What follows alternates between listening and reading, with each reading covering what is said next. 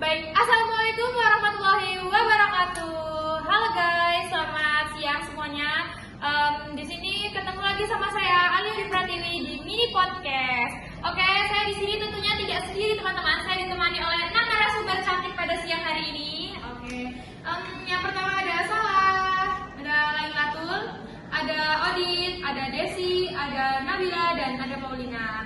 Oke, di sini saya akan menguak informasi mengenai komunikasi efektif yang ada dalam dunia profesional. Oke, langsung saja saya akan bertanya kepada Lailatul. Menurut saudari Lailatul nih, apa sih komunikasi yang efektif itu? Menurut saya, komunikasi yang efektif itu adalah cara menyampaikan pesan secara jelas dan tepat sasaran sehingga orang lain tidak terjadi salah tafsir. Oke, keren sekali ya. Jadi itu adalah pengertian dari komunikasi efektif dalam dunia profesional. Kemudian saya akan bertanya kepada Soala, apakah komunikasi efektif itu penting dalam dunia profesional? Oke, baik. Menurut saya komunikasi itu sangat penting dikarenakan komunikasi itu merupakan kunci dari kerjasama. Jika di dalam pekerjaan kita melakukan komunikasi yang buruk, akan terjadi miskomunikasi yang akan mengakibatkan kejadian yang fatal. Jadi memang terlihat sederhana ya komunikasi, tetapi itu dampaknya besar. Jika kita melakukan komunikasi yang baik itu, maka lawan bicara kita akan merasa nyaman dan hubungan kita akan berjalan dengan baik. Menurut saya seperti itu. Oke, jadi komunikasi itu sangat penting ya teman-teman. Baik, saya di sini akan menanya kepada teman saya. Oke, dari narasumber ini dia habis melakukan magang kuliah, betul? Oke, jadi gimana sih pengalaman kamu mengenai magang kuliah? Tapi dalam dunia komunikasi yang efektif itu bagaimana? Oke, baik. Berdasarkan pengalaman saya kemarin, itu tuh kita tuh harus menerapkan yang namanya listening skill, di mana orang terlalu fokus untuk berbicara sehingga lupa mendengarkan lawan bicara kita. Padahal mendengarkan itu membuat lawan bicara kita merasa dihargai. Begitu pengalaman saya. Oke, jadi kita tuh kalau berkomunikasi yang saya tangkap kita harus menerapkan listening skill ya. Oke, kita sudah mendengar ya kalau dari pengalaman saudari Odi tadi tentang pengalaman dia magang. Saya juga punya narasumber cantik di sebelah saya ini. Dia cukup aktif ya mungkin di dunia organisasi yang ada di kampus Unja ini mungkin. Ya, saya mengikuti organisasi tapi yang di luar kampus. Oke, organisasi seperti apa yang diikuti Paulina? Saya mengikuti organisasi yang tadi Gerakan Mahasiswa Kristen Indonesia. Nah, di dalam organisasi tersebut apakah ada contoh penerapan komunikasi yang sangat efektif itu? Mungkin ini ya, kami mengadakan rapat.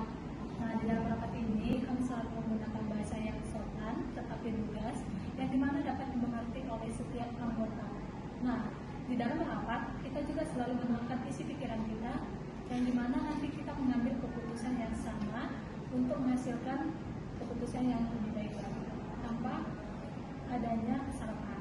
Oke, jadi komunikasi itu memang sangat penting ya teman-teman, maupun dari magang, dari organisasi, mungkin itu cukup penting. Nah, kan sekarang ini komunikasi tidak hanya di dunia nyata, mungkin banyak sekali di dunia digital. Nah, menurut Desi, bagaimana menjaga komunikasi melalui media digital atau media online yang sekarang sedang marak? Kalau menurut saya kuncinya ada di etika digital, misalnya gunakan bahasa profesional, hindari emosi yang berlebihan, dan pesan singkat tapi jelas. Jangan mengirim pesan di luar jam kerja juga, supaya kita dapat menghargai waktu orang lain. Oke, jadi dalam berkomunikasi juga kita harus menjaga etika, baik komunikasi secara nyata maupun melalui media digital. Nah, baik teman-teman, untuk penutupnya nih, saya mau minta dari narasumber cantik kali ini, yaitu dengan kalimat penutup, pesan mungkin dari mereka-mereka ini mengenai komunikasi yang efektif. Yang pertama mungkin dari saudari Laila. Pesan dari saya yaitu dimulai dari niat untuk memahami dan bukan hanya untuk didengar saja. Oke, dari Sola mungkin. Baik, utamakan kejelasan dan juga rasa empati.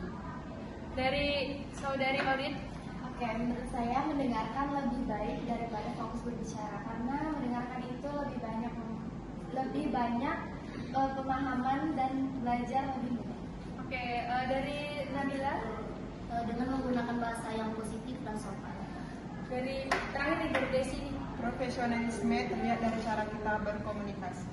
Oke teman-teman, jadi kita beri aplaus dulu untuk podcast kita kali ini. Sangat penting sekali ya, jadi komunikasi yang sangat efektif di dunia profesional ini. Sebelum itu saya akan menyimpulkan mengenai komunikasi efektif di dunia profesional, yaitu bukan hanya soal berbicara, tetapi juga soal memahami, mendengar, dan juga menghargai orang lain.